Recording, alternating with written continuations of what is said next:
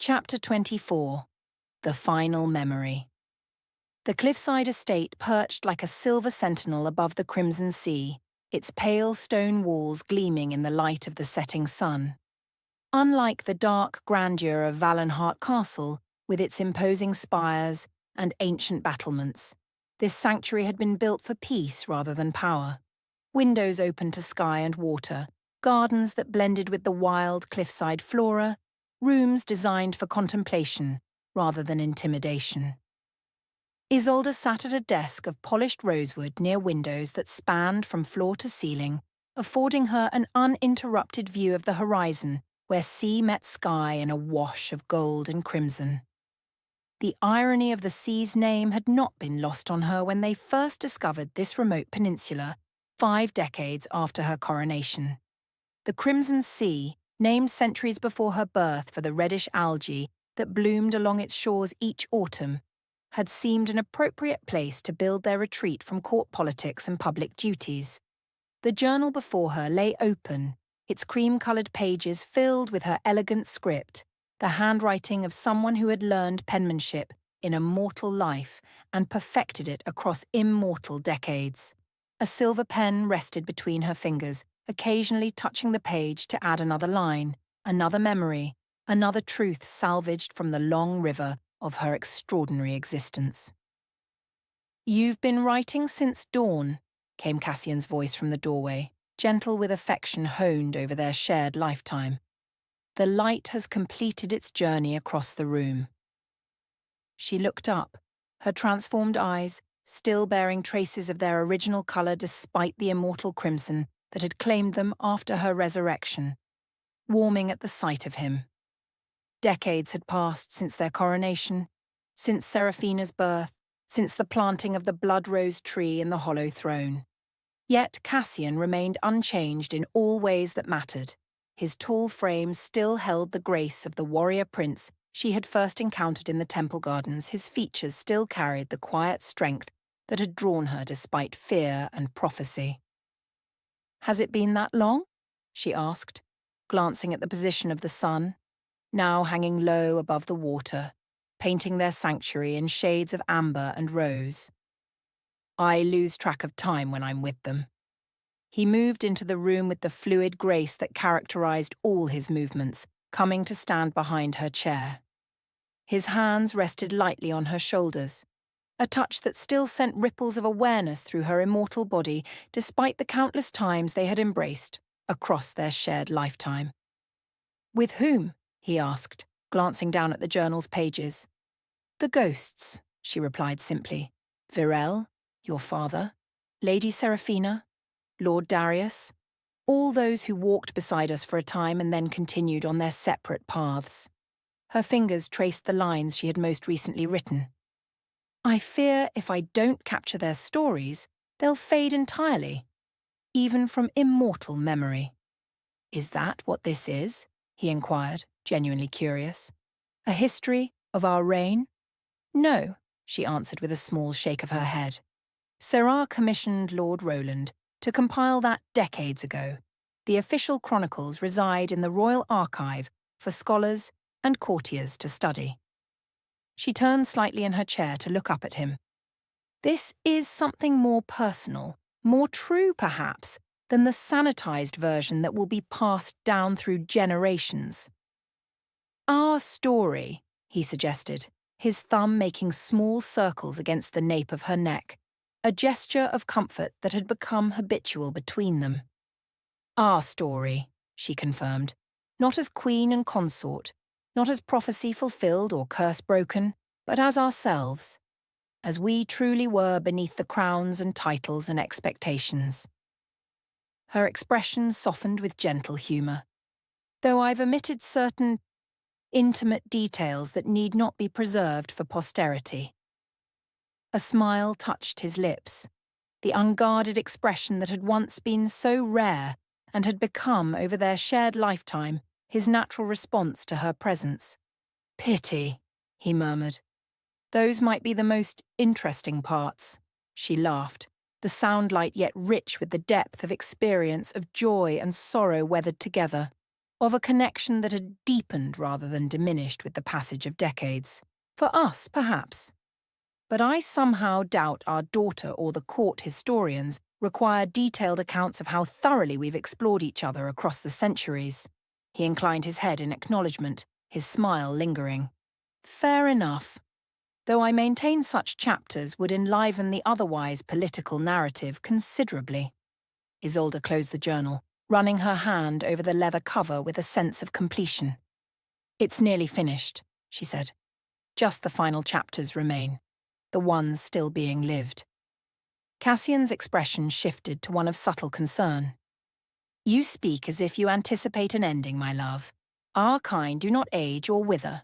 Our story continues indefinitely, barring violence or deliberate choice. She rose from the chair, turning to face him fully. Unlike true immortals born to vampire lineage, her transformation had occurred after a full mortal life and death, a unique circumstance that had left subtle traces even on her eternal form. No lines marked her face, no silver threaded her dark hair, no weakness diminished her immortal strength. Yet something in her eyes, a depth, a wisdom, a quality difficult to name, spoke of a perspective different from those who had never known mortality's constraints. Not an ending, she clarified, placing her hand against his chest where his heart beat with the slow, steady rhythm of immortality. A transition, perhaps, a new chapter, rather than a conclusion. She smiled, a hint of mystery in her expression.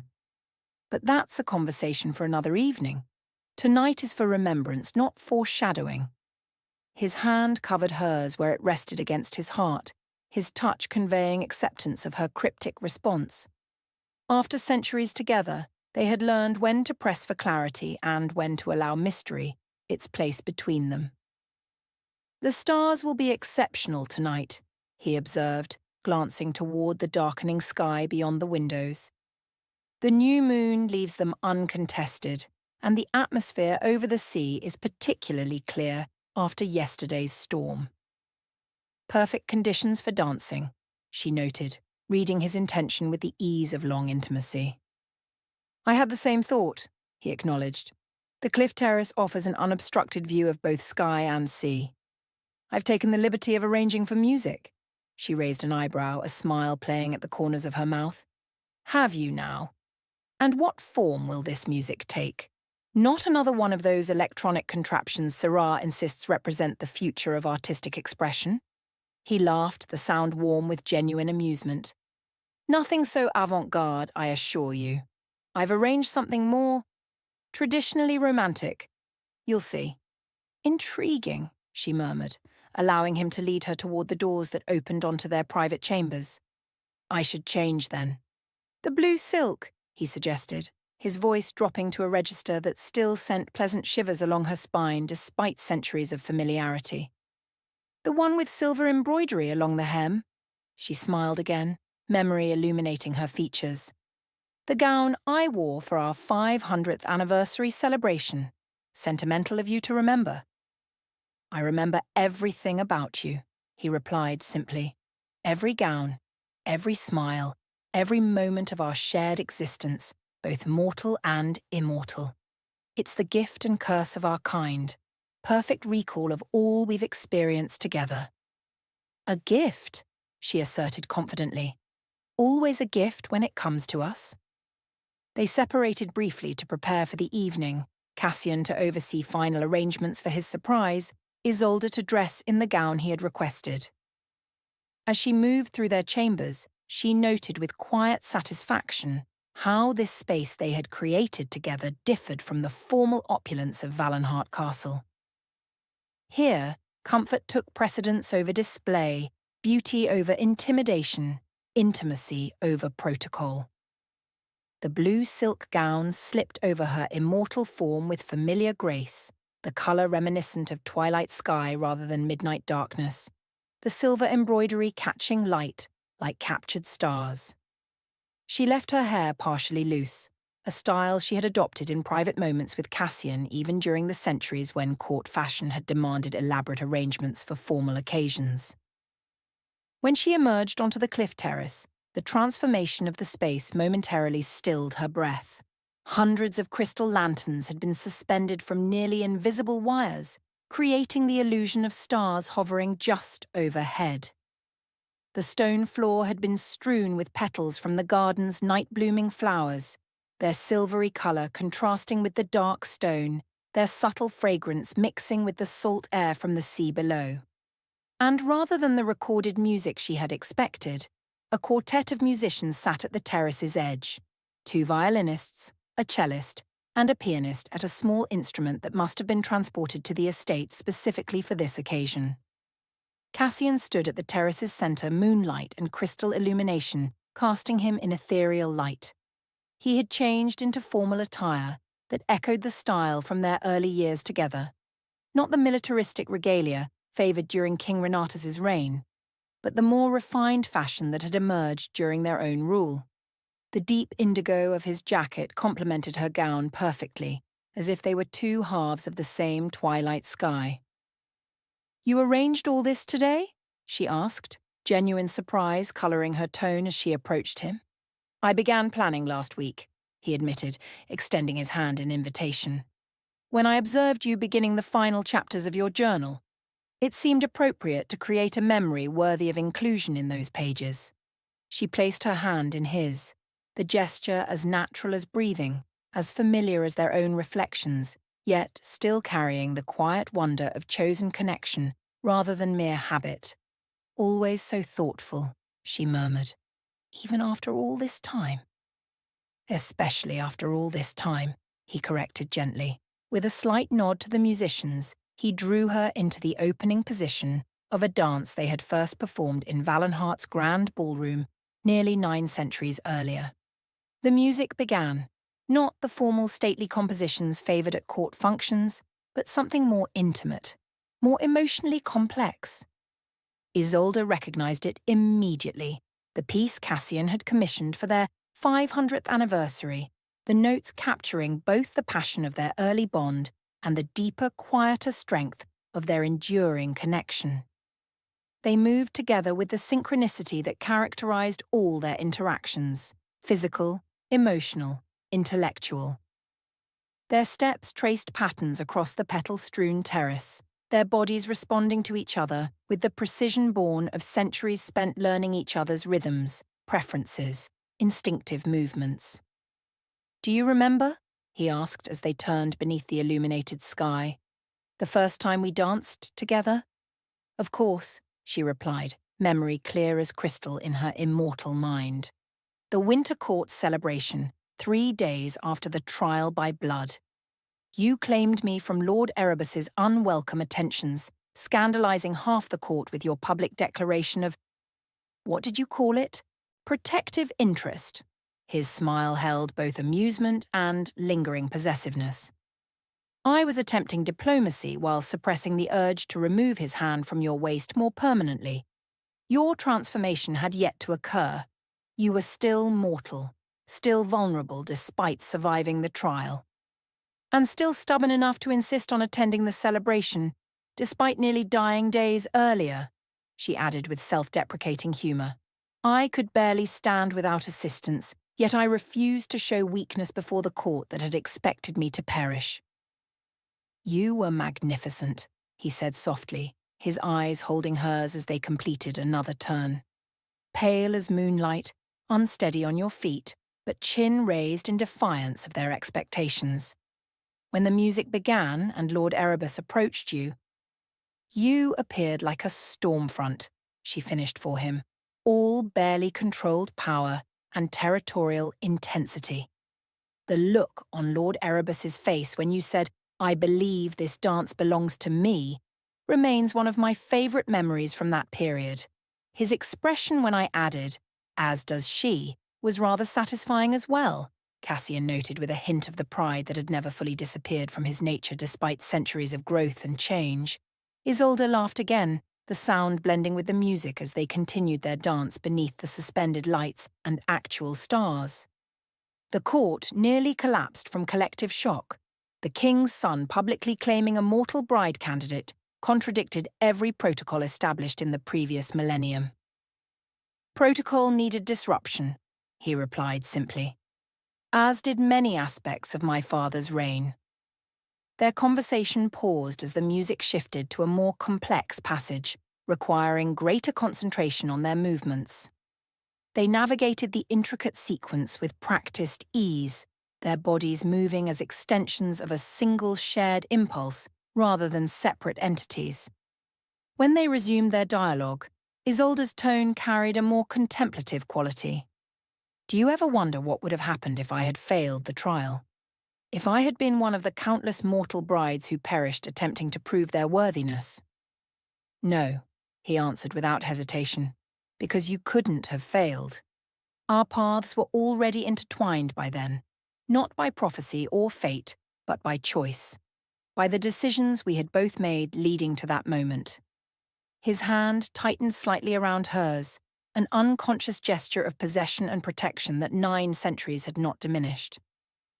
Besides, I would have intervened before allowing your death. Breaking all laws of the blood court? She asked, though she already knew his answer. Without hesitation or regret, he confirmed, though I'm grateful it proved unnecessary. Your survival through your own strength rather than my intervention established a foundation for everything that followed.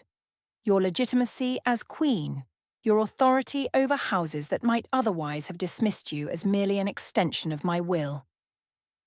The music swelled toward its crescendo, and Cassian executed a series of turns that lifted Isolde briefly from the ground, her silk gown flowing around them like captured twilight. As he returned her feet to the terrace, their bodies pressed close enough for her to feel the steady rhythm of his immortal heart against her own. I want to return to the Crimson Festival grounds, she said suddenly, the declaration seemingly unconnected to their previous conversation. He did not question the apparent non sequitur, understanding that her mind often traced connections invisible to others. The old temple complex? He asked for clarification. Where the bride selection was held? Yes, she confirmed. It's been nearly 9 centuries since I stood in that courtyard wearing a white dress and a veil of anonymity, waiting to be chosen or passed over. I want to see what remains of it now. Understanding dawned in his eyes. This relates to your journal, he observed, to the final chapters you're preparing to write. It does, she acknowledged. I've documented our beginning, our struggles, our reign. But to conclude properly, I need to return to where it all began, to see with immortal eyes what my mortal perception first encountered. The festival season approaches, he noted thoughtfully. Though the bride selection ritual was abolished centuries ago, the autumn celebration continues in modified form. We could attend without drawing undue attention or creating diplomatic obligations. Yes, she agreed, a smile warming her features. Just 2 anonymous travellers visiting historical grounds, rather than the former queen and her consort making an official appearance. The music drew to its conclusion, the final notes lingering in the salt air as they completed their dance with a formal pose that dissolved immediately into more natural intimacy. Her hand resting against his chest, his arm around her waist, their foreheads nearly touching. Thank you for this, she said softly. For the dance, the music, the beauty you created tonight? A small offering, he replied, compared to the centuries of memories you've given me. They remained on the terrace long after the musicians had departed, seated together on a stone bench that afforded views of both starlit sky and moonlit sea. Cassian's arm rested comfortably around Isolde's shoulders, her head leaning against him with the easy familiarity of those who had found in each other not merely passion, but genuine comfort. Do you miss it? He asked after a comfortable silence. The throne, the court, the power to shape kingdom and policy?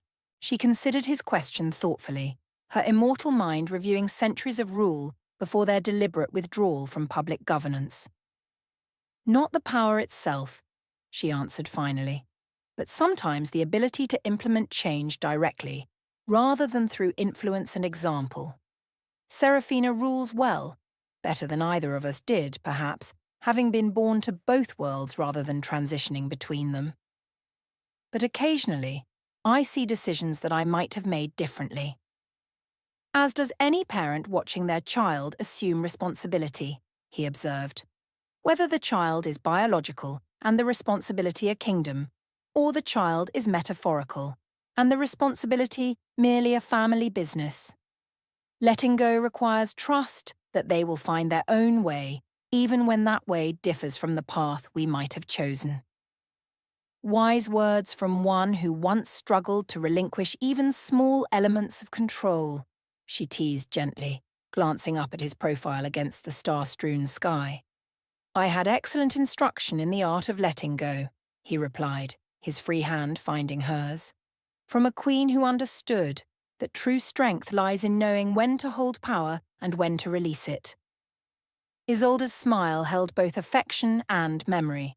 We've both learned much across the centuries. Lessons neither of us anticipated when our paths first crossed in the temple gardens. Speaking of which, Cassian said, returning to their earlier topic, I've arranged for our journey to the Crimson Festival grounds. We leave in 3 days, travelling inconspicuously as you requested.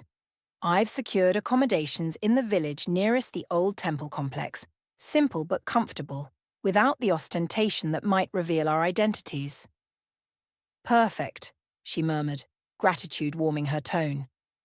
As always, you anticipate my needs before I fully articulate them. The privilege of centuries shared, he replied simply. I've learned to read the currents of your thoughts as sailors read the sea. They remained on the terrace until the eastern sky began to lighten with pre-dawn illumination.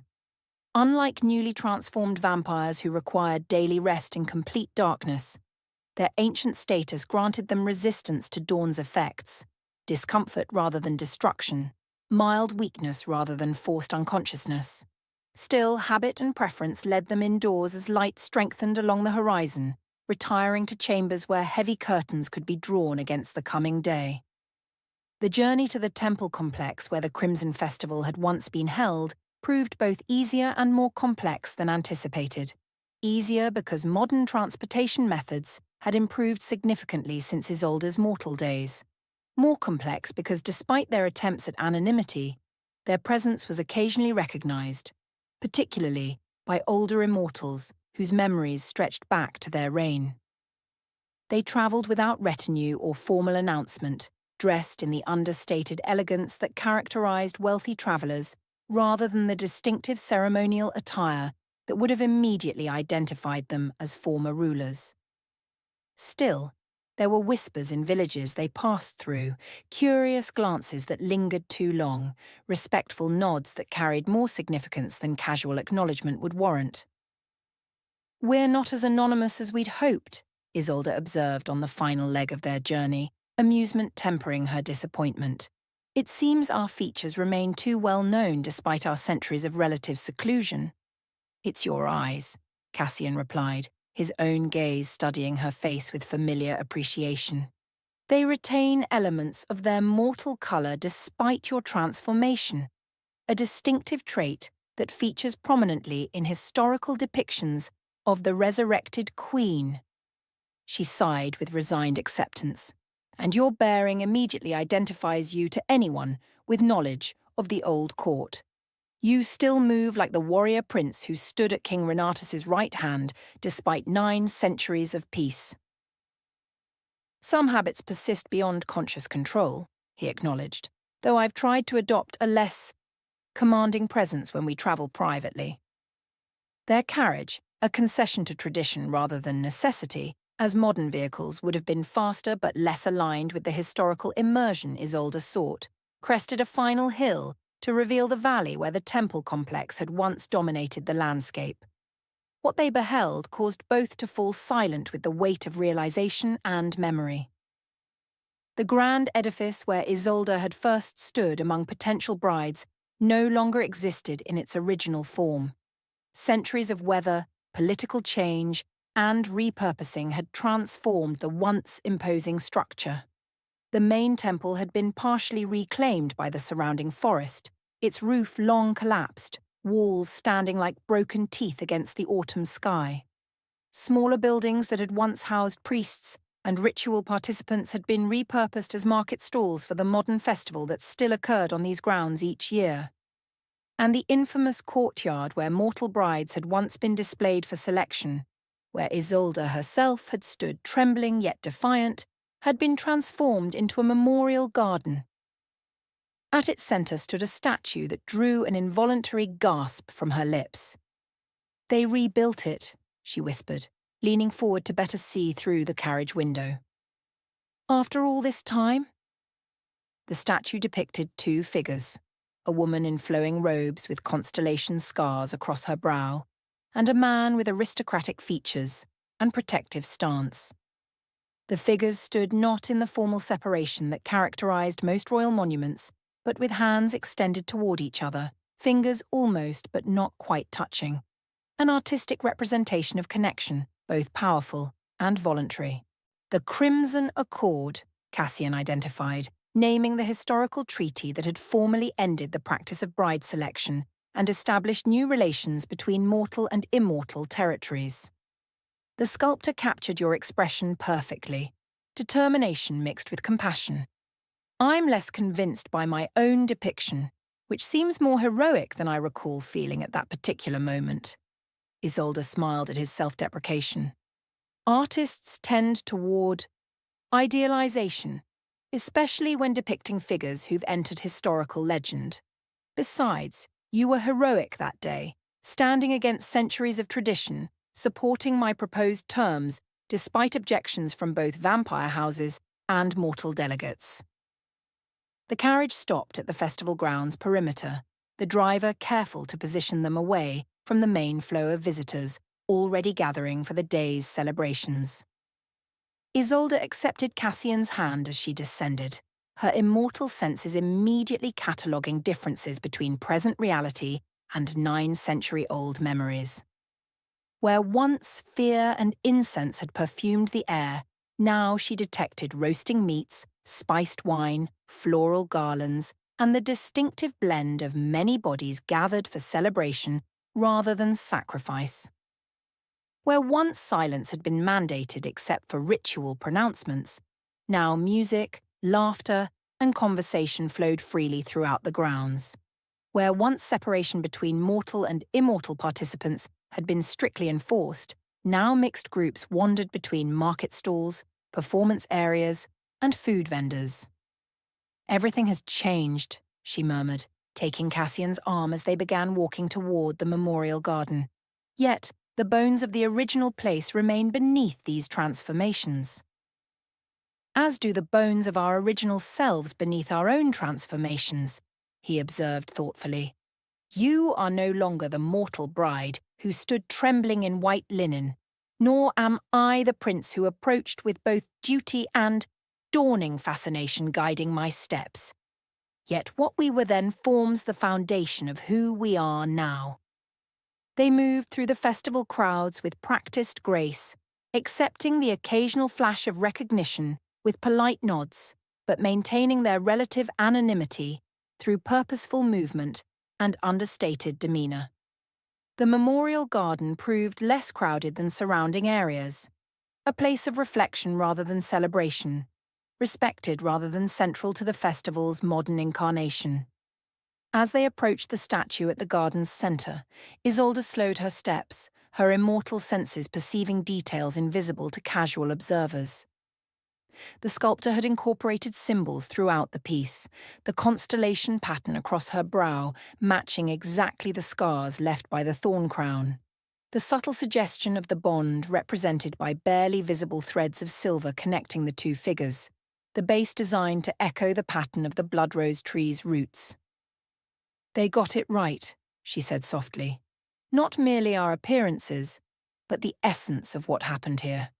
The beginning of change rather than simply the end of tradition." "Thanks largely to your journals," came a voice from behind them, weathered, female, carrying the distinctive accent of the Northern Territories. "Your detailed accounts provided the sculptor with insights no historical record could have captured." They turned to find an elderly woman seated on a stone bench nearby, her white hair braided in the traditional style of mortal hedge witches. her gnarled hands resting on a staff of polished wood carved with symbols of office and lineage. "You have me at a disadvantage," Isolde replied carefully, uncertain whether to acknowledge their identities or maintain the pretense of anonymous travellers. The old woman snorted softly, amusement crinkling the corners of her eyes. "I should hope not, your former majesty, not when you personally appointed my great-grandmother as royal medicant after Virel's passing." Recognition dawned. "Elara," Isolde identified, descendant of Marielle, who served as Seraphina's midwife and later as court physician during the Second Reconstruction. "The very same," the old woman confirmed with a slight incline of her head. Not the formal beau court protocol would have required during their reign, but a gesture of respect between equals. "Though I've been retired from court service for nearly 2 decades now. These old bones prefer the quieter rhythms of village life to the intrigues of Valenhart Castle." "Yet you're here for the festival," Cassian observed, his tone suggesting polite curiosity rather than interrogation. "I serve as memory keeper for these grounds," Elara explained, gesturing to her staff of office. "Each year I recount the history this place has witnessed, both the darker chapters of bride selection and sacrifice, and the brighter pages written after the Crimson Accord. Someone must remember truth beneath legend, reality beneath myth." "A vital service," Isolde acknowledged, understanding better than most how easily history transformed into simplified narrative, how complex motivations became flattened into heroism or villainy depending on who recorded events for posterity. Elara studied them both with the directness characteristic of those who had served in the royal household, accustomed to addressing immortals as people rather than legends or objects of fear. "You've returned for the final chapter," she stated rather than asked, "to see what grew from seeds you planted 9 centuries ago." Isolde glanced at Cassian, surprised by the witch's perception. "Yes," she admitted. "I'm completing a personal account of our shared journey. It seemed appropriate to revisit where that journey began." The old woman nodded, satisfaction evident in her expression. "Virel foresaw this return," she revealed. "Before her passing, she entrusted something to my lineage, to be held until you came seeking closure." From within her robes she withdrew a small object wrapped in cloth that had once been white but had yellowed with extreme age. Isolde accepted the bundle with careful hands, aware of both its apparent fragility and its significance given Virel's involvement. As she unwrapped the cloth, she revealed a crystal vial containing what appeared to be a single dried petal, black as night yet edged with silver, its surface still somehow lustrous despite centuries preserved. "From the first blood rose to bloom after your coronation," Elara explained. "Virel harvested it on the night your daughter was presented to the court. She said it contained—" The witch paused, visibly searching her memory for exact phrasing.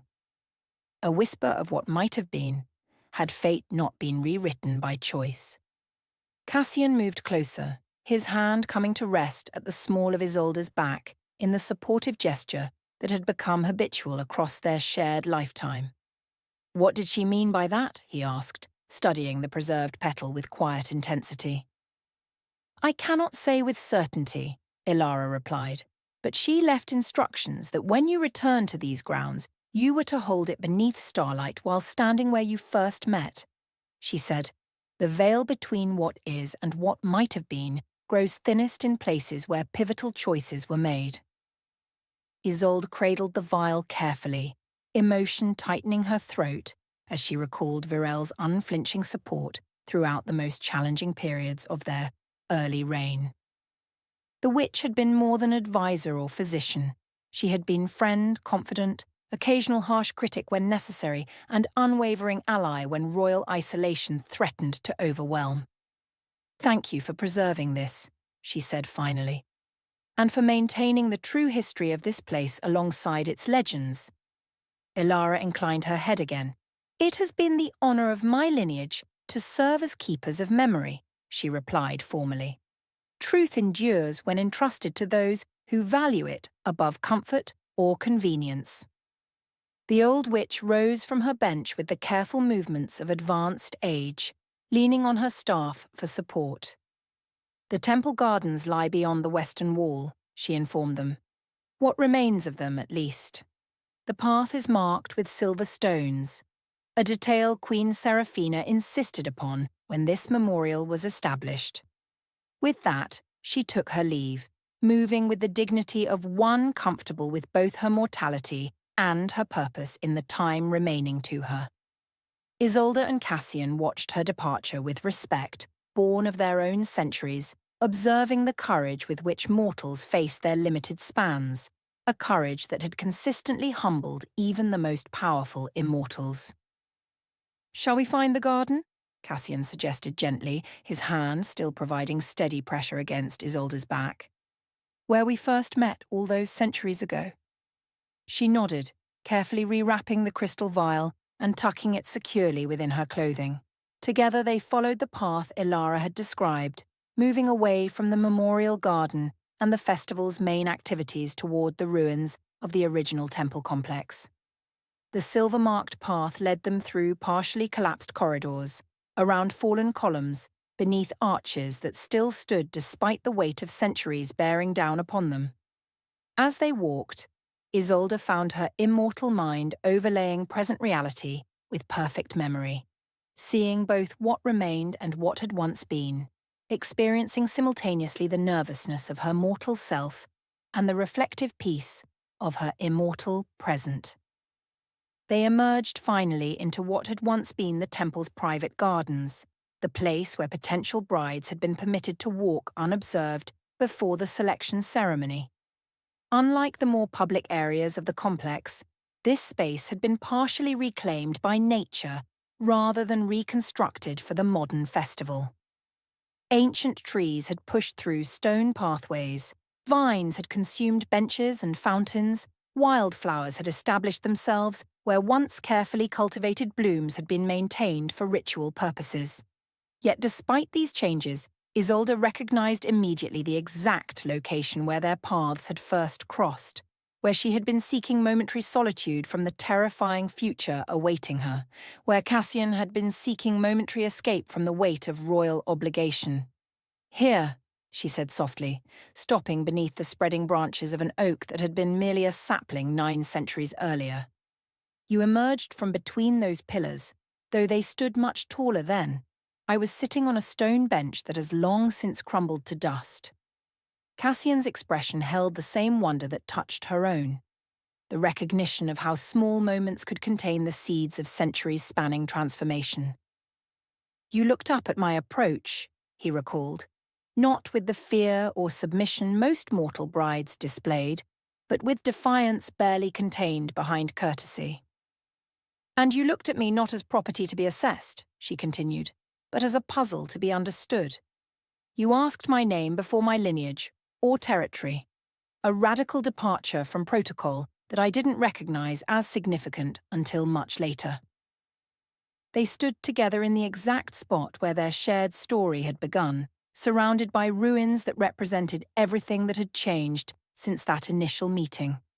Above them, stars began to appear in the darkening sky, the same stars that had witnessed their first conversation, their binding in the ash rite, her death in the throne room, her resurrection in the blood sanctum, their daughter's birth, their centuries of rule, and now their return to origins.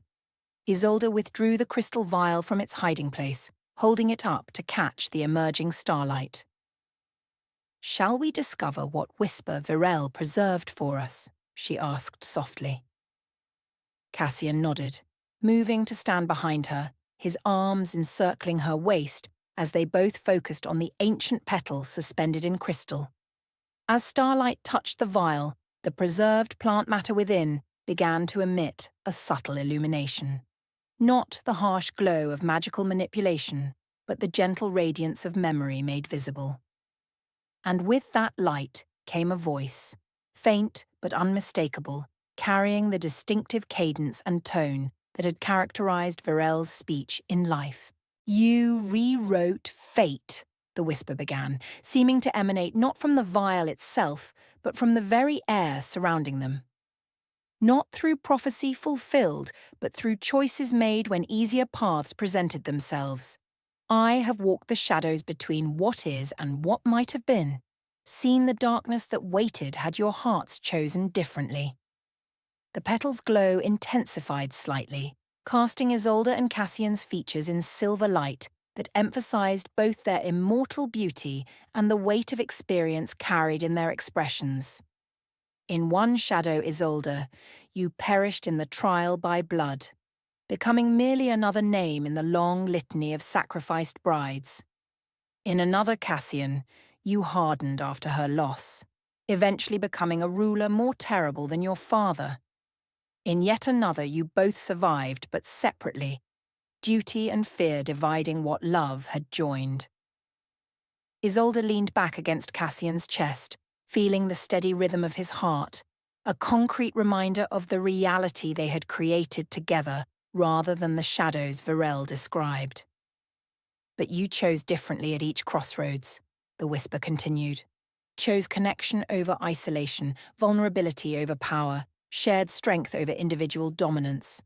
And in so doing, you altered not merely your own destinies, but the fate of kingdoms and peoples who would never know how close they came to continuing darkness. The light began to fade from the preserved petal, Veil's voice growing fainter as she delivered her final message across the gulf of centuries. Remember this when doubt shadows your hearts. What you built together stands not because prophecy demanded it, not because fate ordained it, but because you chose it. Day after day, year after year, century after century.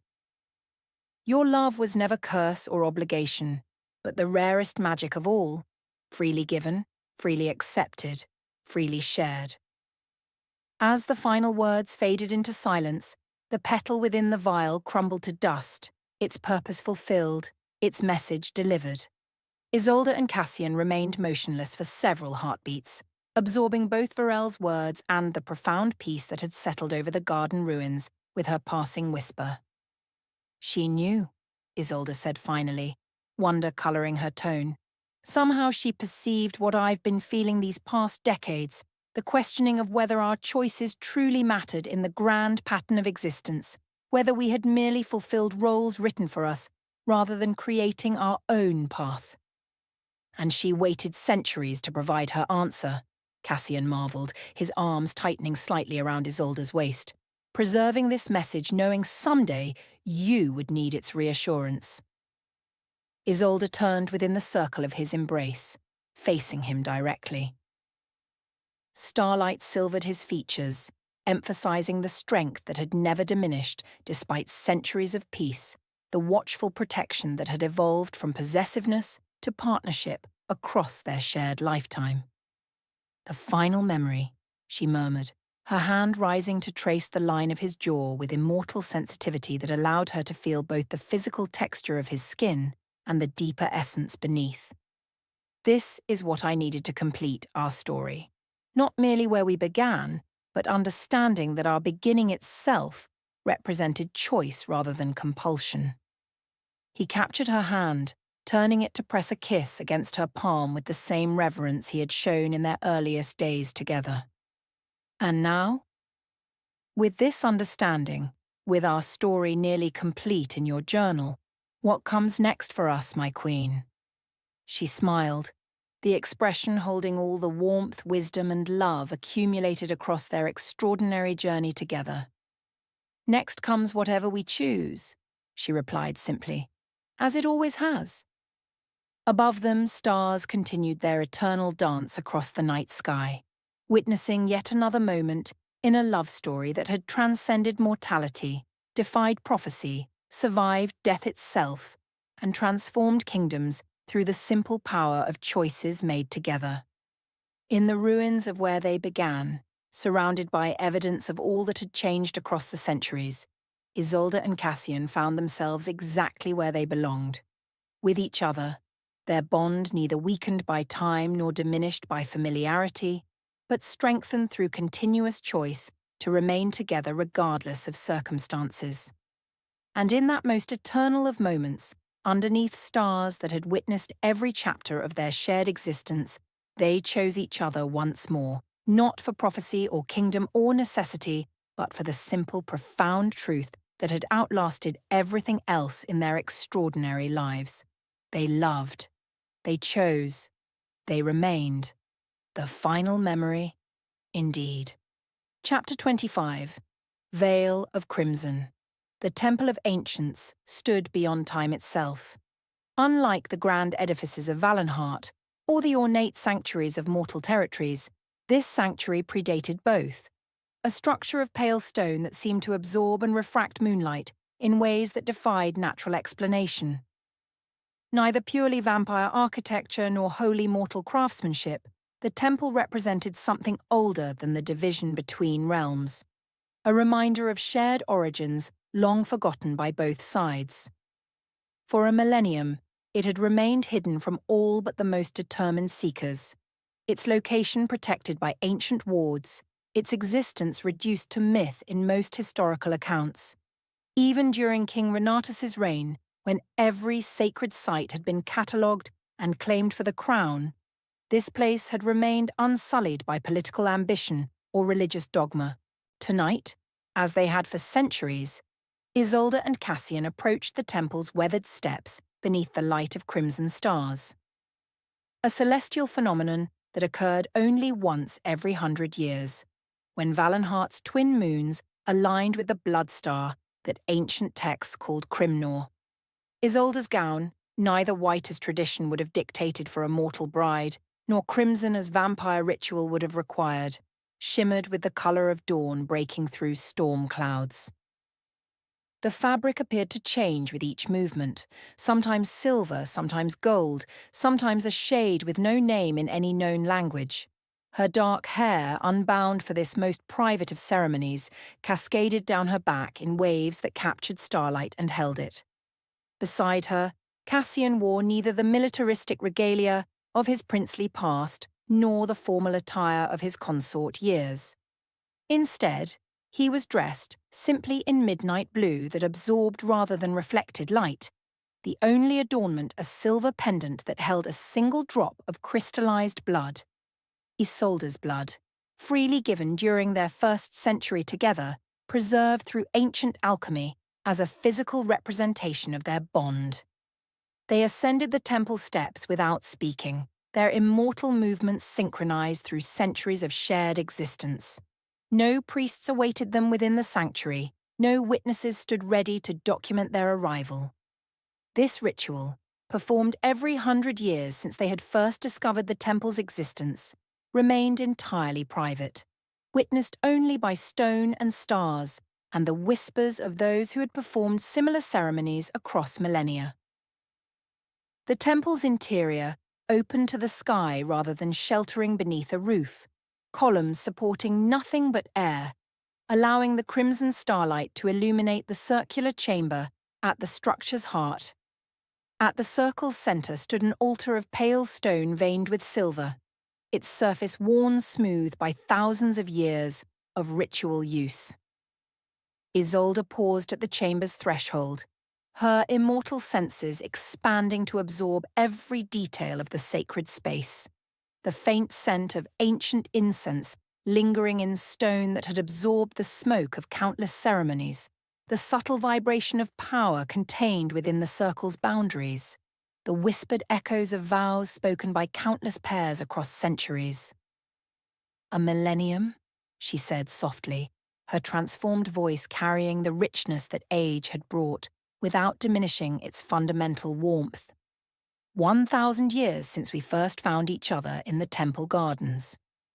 Cassian's hand found hers, their fingers intertwining with the unconscious ease of those who had touched thus countless times across centuries.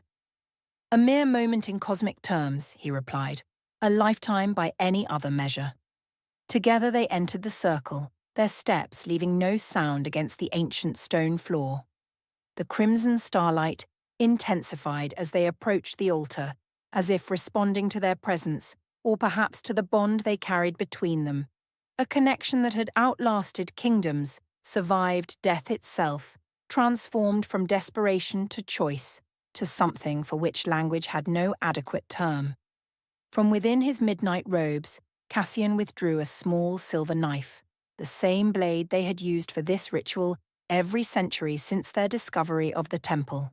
Its handle was worn smooth from their touch, its edge permanently stained despite countless cleanings, its surface engraved with symbols so ancient even vampire scholars could no longer interpret their meaning with certainty. Isolde extended her wrist without hesitation, a gesture that had evolved from the tension of their early years to the complete trust of centuries shared. With practiced precision, Cassian drew the blade across her immortal skin, creating a shallow cut that welled with blood darker and richer than any mortal's. He then repeated the action on his own wrist, their shared blood mingling on the knife's surface, before he placed the blade upon the altar between them. Once every century, he began, his voice assuming the formal cadence of ritual. Beneath the crimson stars that witnessed the birth of both mortal and immortal realms, we return to this place of beginnings. Once every century, Isolde continued, completing the opening of their private ceremony, we renew what neither death nor eternity could diminish, the choice we made when all paths led toward separation. They placed their bleeding wrists against each other, immortal blood meeting immortal blood, the connection between them flaring visibly for a moment.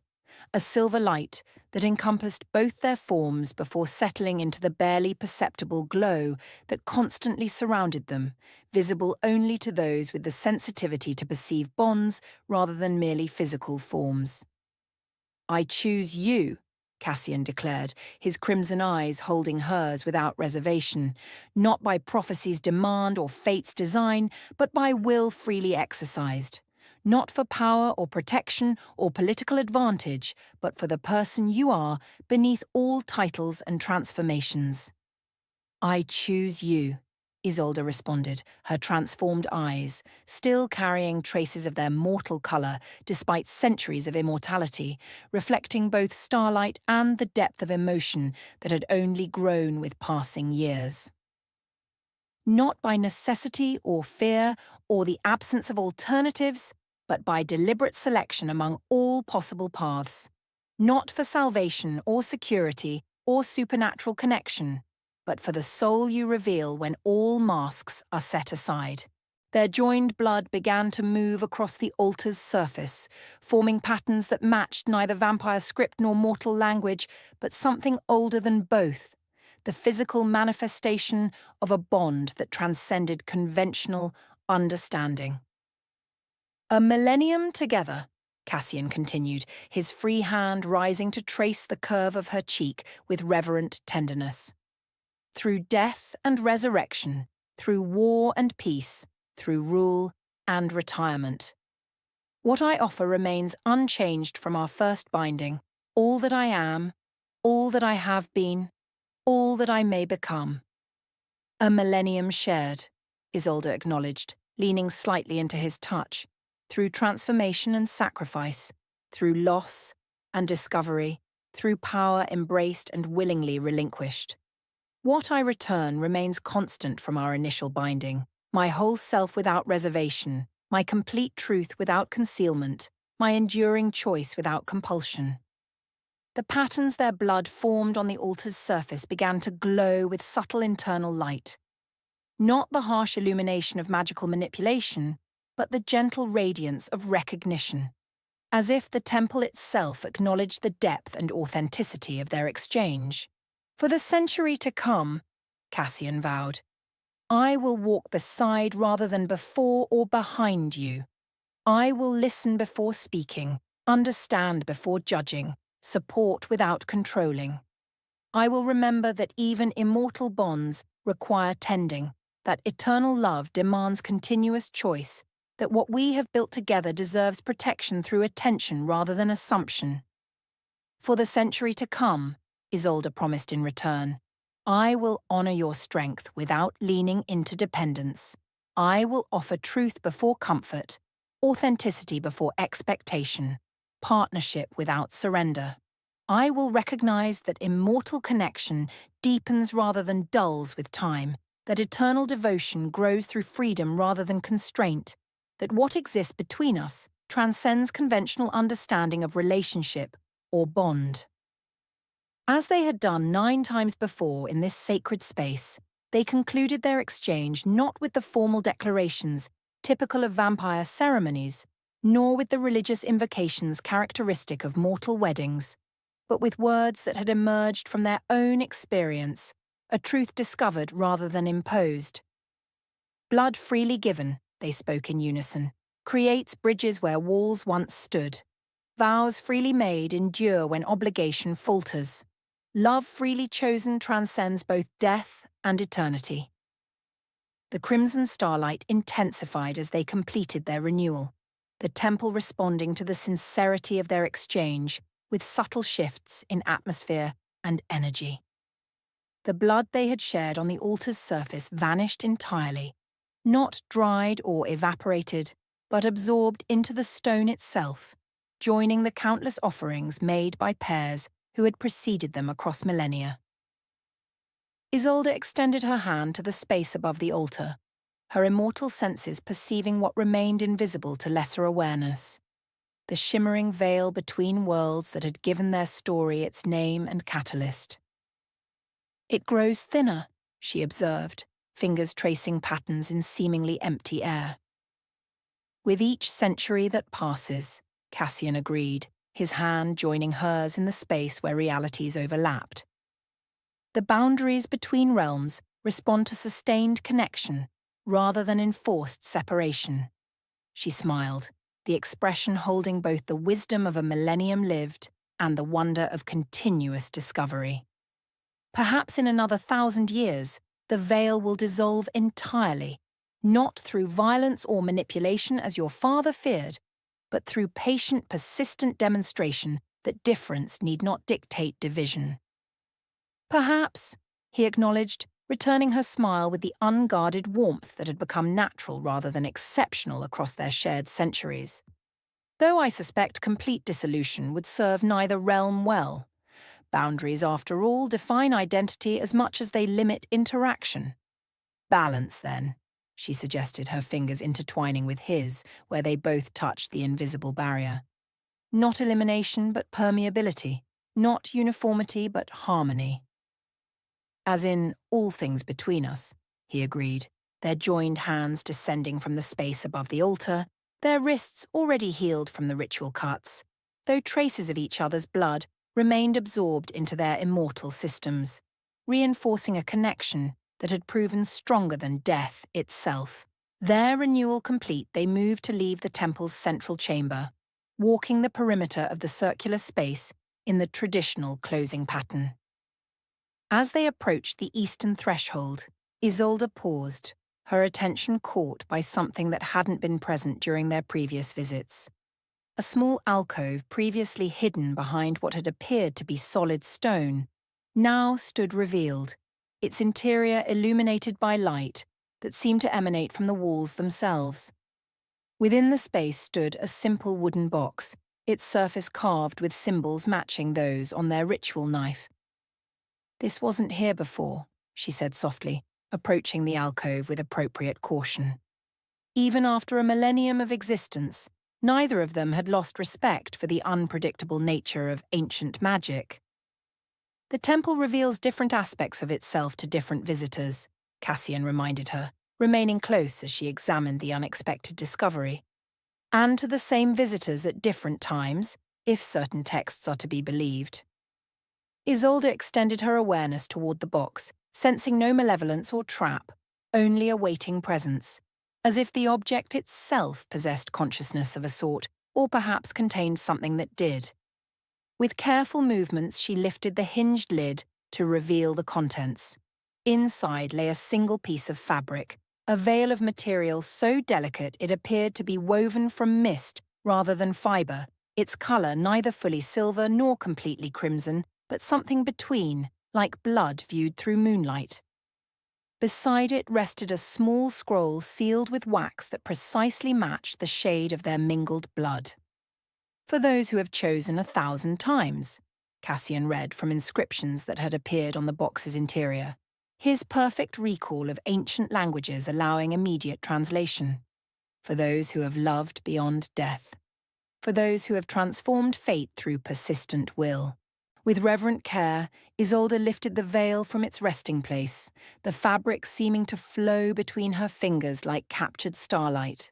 As it moved, images formed briefly in its delicate weave, fleeting glimpses of their shared past, moments both pivotal and ordinary, captured in a medium that transcended physical representation. "It's our story," she whispered in wonder, watching as the veil revealed their first meeting in the temple gardens, their binding in the ash rite, her death in the throne room, her resurrection in the blood sanctum, their daughter's birth, their centuries of rule, their withdrawal to the cliffside estate, all flowing one into another like memories given tangible form. "Not merely record, but recognition," Cassian observed, his hand joining hers in supporting the extraordinary fabric. "The temple acknowledges what we have built together." She nodded, understanding the significance of such recognition from a structure that predated vampire-mortal division, that existed outside conventional hierarchies of power and influence. This wasn't political approval or social acceptance, but something deeper. Cosmic acknowledgement of the path they had forged where none had existed before. With the same care she had shown in lifting the veil, Isolde returned it to the box, her fingers lingering momentarily on its ethereal texture. "For another time," she said softly. "Tonight was for renewal, not revelation." Cassian reached for the sealed scroll, examining it without breaking the wax that secured its contents. "The seal bears the mark of the ancients," he noted, indicating the subtle pattern pressed into the crimson wax. "This dates from before the Sundering, before vampire and mortal realms separated." "Then it too can wait," she decided, her immortal patience born of centuries lived fully, rather than fear of discovery. "Some knowledge reveals itself only when its recipients are properly prepared." He returned the scroll to its place beside the veil, closing the box with the same respect they had shown throughout their interaction with the temple. As the lid settled into place, the alcove itself began to close, stone flowing like liquid to seal the opening, leaving no trace of the revelation they had briefly witnessed. Together they completed their circuit of the temple's central chamber, emerging once more into the night air, scented with ancient magic and the subtle perfume of flowers that bloomed only under crimson stars. The twin moons had shifted position during their ceremony, now forming a perfect line with the blood star that bathed the temple grounds in light the colour of well-aged wine. 1,000 years, Isolde mused, as they descended the temple steps, her hand naturally finding Cassian's, as they had walked countless times across centuries together. Longer than most immortals maintain any connection, let alone one that deepens rather than merely persists. "And yet, it feels both momentary and eternal," he replied, his thumb tracing small circles against her palm, a gesture of affection that had never lost its power to comfort despite its familiarity. "As if we have always been thus connected, while simultaneously discovering new aspects of that connection with each passing century." They walked in comfortable silence along the path that led away from the temple, their immortal senses fully opened to the beauty of the night, the subtle songs of nocturnal creatures, the whispered conversations of ancient trees, the distant murmur of the river that encircled the temple grounds like a liquid boundary between everyday reality and sacred space. "Serafina will wonder where we've been," Isolde noted eventually, though without concern.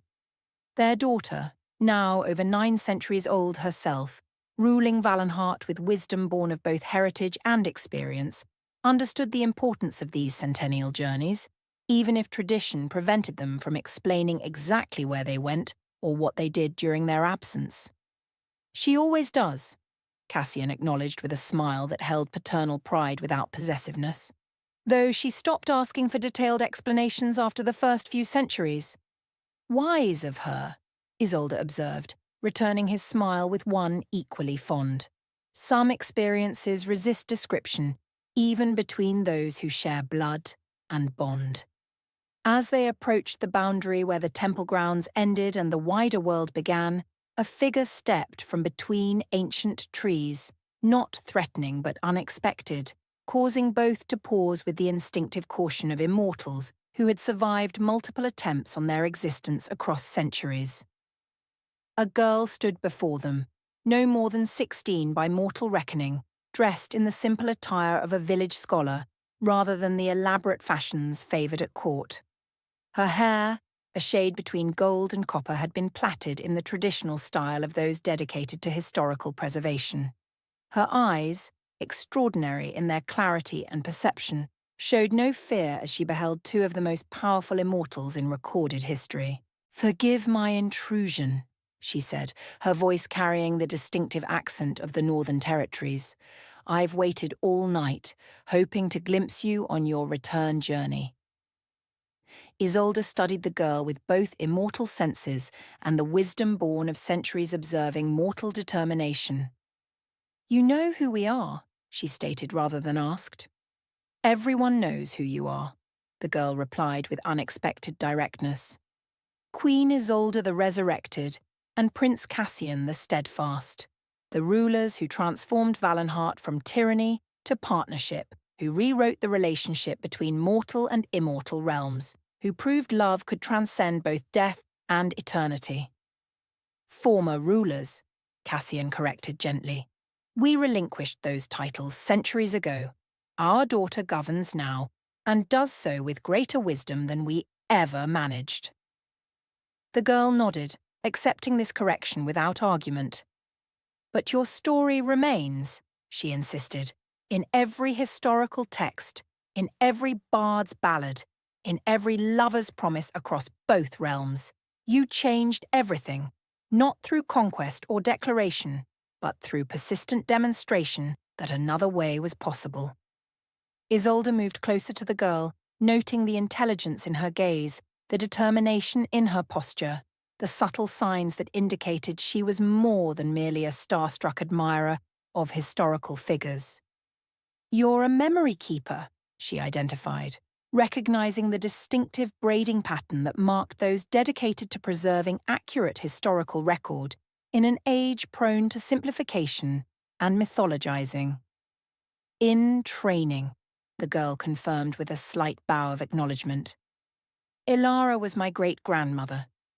Before she passed beyond the veil, she told me you would return to these grounds on the night of Crimson Stars, as you have every century since your reign began." "Ilara," Cassian repeated, memory perfect despite the centuries that had passed since their meeting in the festival grounds. "A formidable woman of impressive perception. I see her discernment has passed to her descendants." The girl's posture straightened slightly at this praise, pride briefly overcoming her scholarly reserve. "I study your story above all others," she admitted. "Not the sanitized version court historians present, nor the exaggerated tales travelling bards perform in village squares, but the truth preserved in primary documents and first-hand accounts." "And what truth have you discovered?" Isolde asked, genuinely curious about how their history appeared to someone viewing it from centuries' distance, without the biases of personal involvement or political agenda. "That love is not what the myths claim," the girl replied without hesitation. "It's not predestined fate or supernatural compulsion or cosmic inevitability. It's choice. Continuous, deliberate, sometimes difficult choice. To remain connected, despite all forces pushing toward separation." A smile touched Isolde's lips, not the diplomatic expression she had perfected during her centuries of rule, but something genuine and slightly wondering. "You have indeed found truth rather than myth," she acknowledged, "though I'm curious why someone so young would dedicate herself to understanding such matters." The girl hesitated for the first time, vulnerability briefly replacing scholarly confidence. "Because I seek what you found," she admitted finally. Not power or position or historical recognition, but connection that transcends conventional understanding.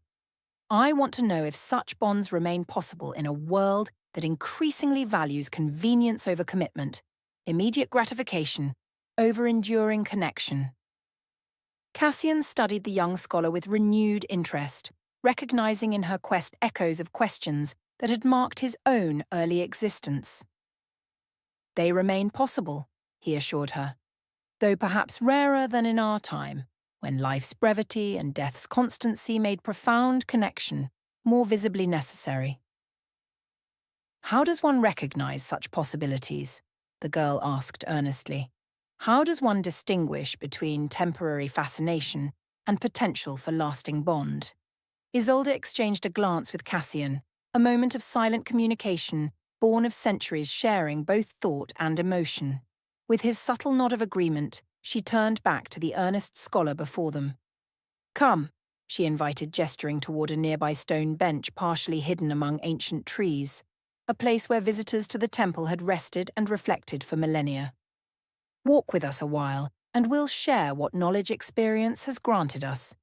Not as legendary figures from history books, but as two souls who discovered truth through lived experience rather than abstract study. The girl's eyes widened slightly at this unexpected offer, clearly recognizing its rarity and significance. Together the three moved toward the bench, immortals adjusting their pace to accommodate mortal limitations, the young scholar visibly organizing the questions that had driven her to wait through darkness for an encounter most would consider impossible to arrange. As they settled on the ancient stone seat, Isolde gestured toward the eastern horizon, where the first hint of dawn had begun to lighten the sky. We have until sunrise, she explained. Then we must continue our journey back to the mortal territories. Until then, ask what you will, and we'll answer as truthfully as wisdom permits. For the next hour, as crimson stars faded and morning light strengthened, former queen and consort shared insights gleaned across a millennium of shared existence, speaking not as historical figures or political leaders, but as two souls who had discovered profound truth through continuous choice and persistent connection. They answered the young scholar's questions with neither condescension nor mystification, treating her seeking with the respect it deserved while tempering abstract idealism with practical reality born of lived experience.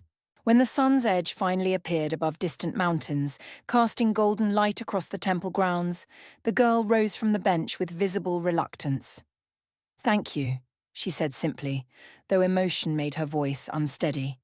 Not merely for your time and wisdom, but for creating the world in which I live, where a scholar's daughter can aspire to preserve truth rather than merely survive until tomorrow, where connection between realms allows knowledge to flow in both directions, where love is recognized as choice rather than compulsion. Use what we've shared wisely, Cassian advised, his tone carrying neither command nor condition, but simple recognition of responsibility that accompanied knowledge.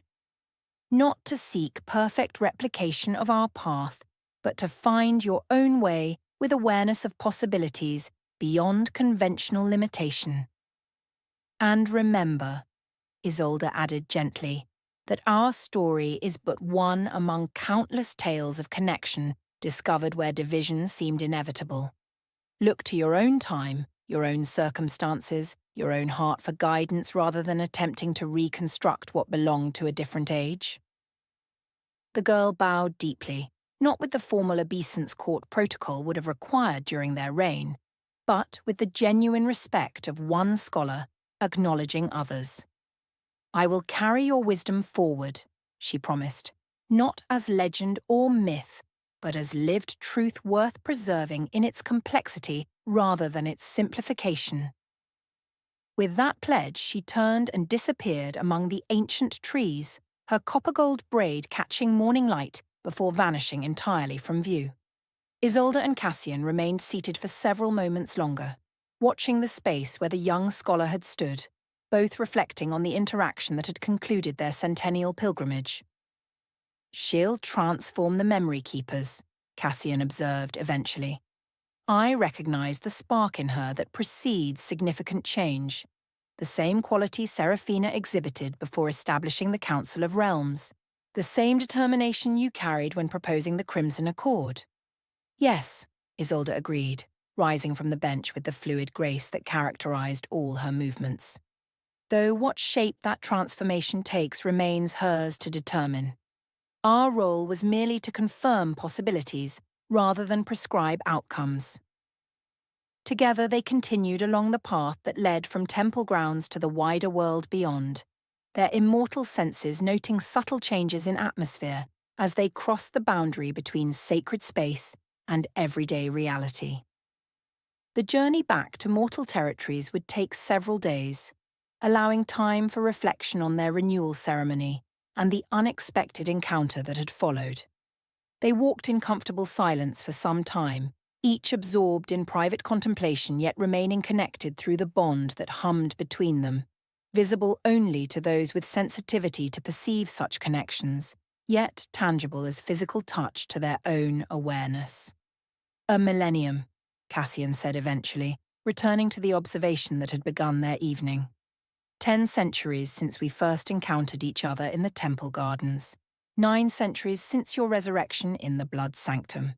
8 centuries since Seraphina's birth changed everything we thought we understood about immortal potential. A significant span by any measure, Isolde acknowledged, her hand finding his with the ease of those who had walked countless paths side by side. Yet, somehow insufficient to encompass all we've experienced together. He nodded, understanding the limitations of temporal measurement when applied to connection that transcended conventional boundaries. Time itself seems inadequate as metric for what exists between us, he observed. Perhaps that's why the temple revealed itself differently tonight, recognizing that we've moved beyond measurement into something language itself struggles to capture. They had reached a clearing where their carriage waited, a concession to tradition rather than necessity, as modern transportation methods would have been faster but less aligned with the ceremonial nature of their journey. The driver, a trusted servant from Seraphina's household, bowed deeply at their approach, maintaining the formal respect their former positions warranted despite centuries of retirement from active rule. As they settled into the carriage's interior, Isolde turned to face Cassian directly, her expression holding both the serene acceptance they had cultivated across centuries together and something new, a quiet certainty that suggested decision rather than mere contemplation.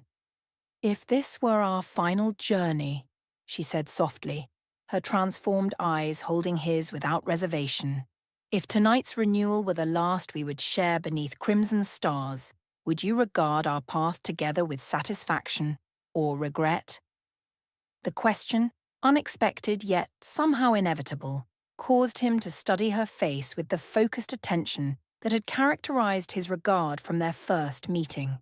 He saw beyond physical features to the essence beneath, the soul that had traversed death and returned, changed but unbroken.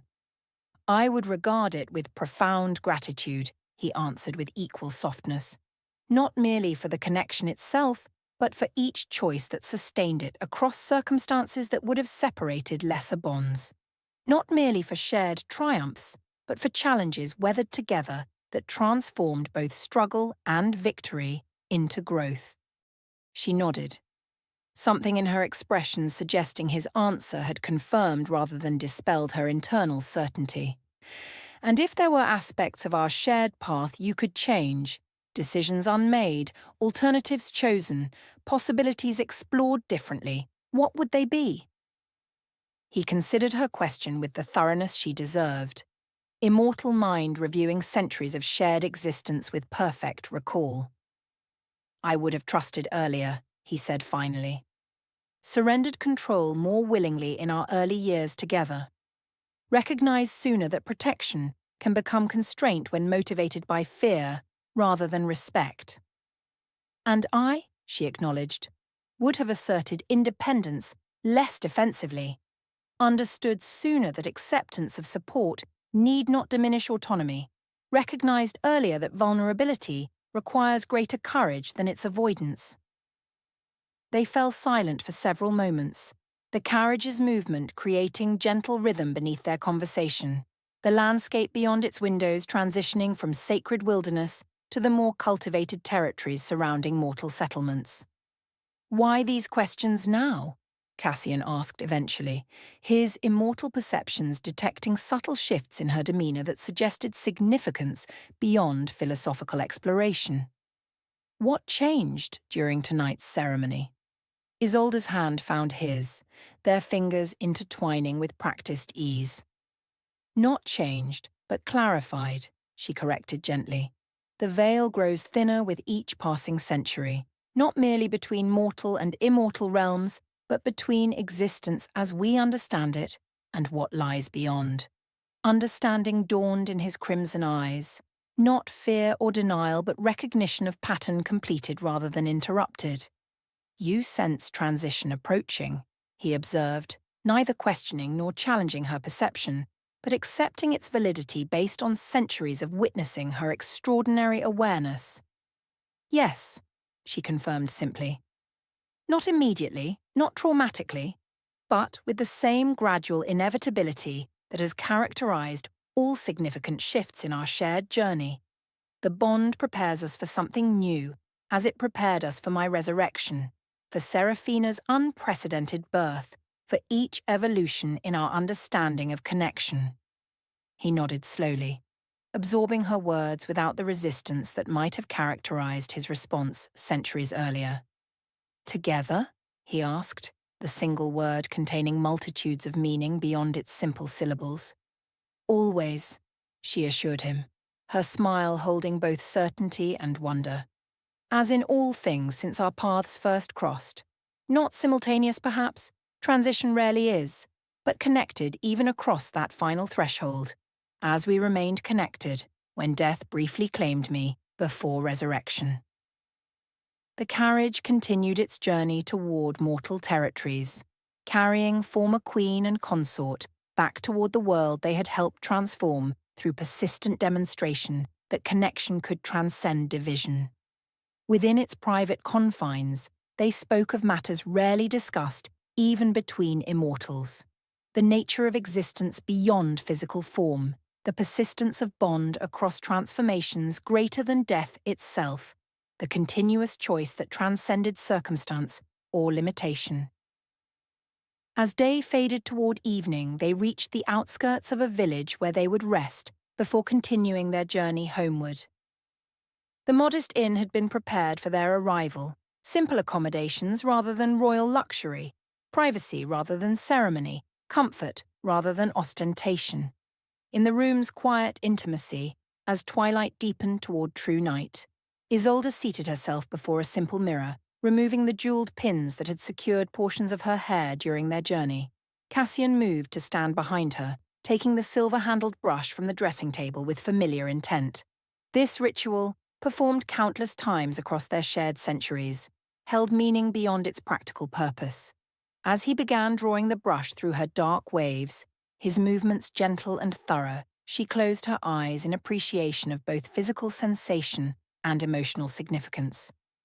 "When I was mortal," she said softly, "I feared intimacy as weakness, potential vulnerability exploited rather than strength discovered. I guarded independence as if connection itself represented threat rather than possibility." "And I," he acknowledged, continuing the steady rhythm of the brush through her hair, "feared attachment as limitation, potential loss anticipated rather than present joy embraced. I maintained distance as if solitude offered protection rather than merely isolation." Her eyes opened, meeting his in the mirror's reflection. "How wrong we both were," she observed with gentle humour.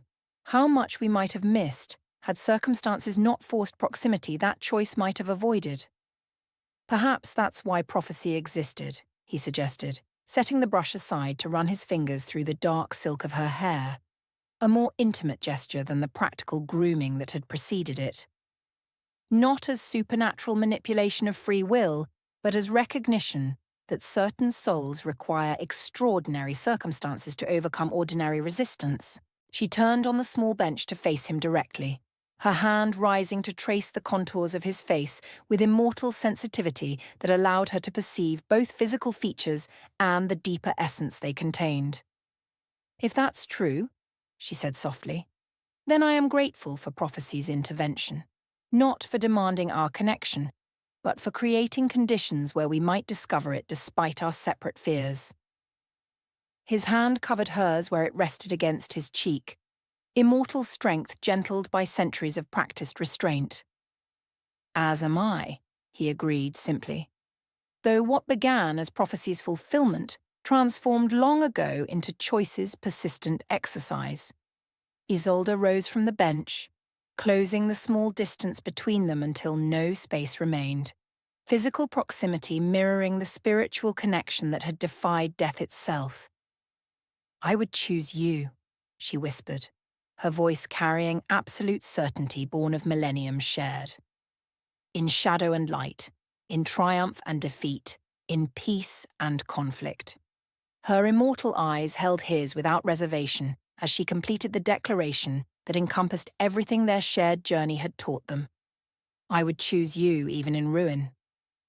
Cassian's arms encircled her waist, drawing her closer still, an embrace that contained both the passion that had never diminished across centuries together and the deeper reverence that had grown with each challenge weathered, each joy shared, each grief survived.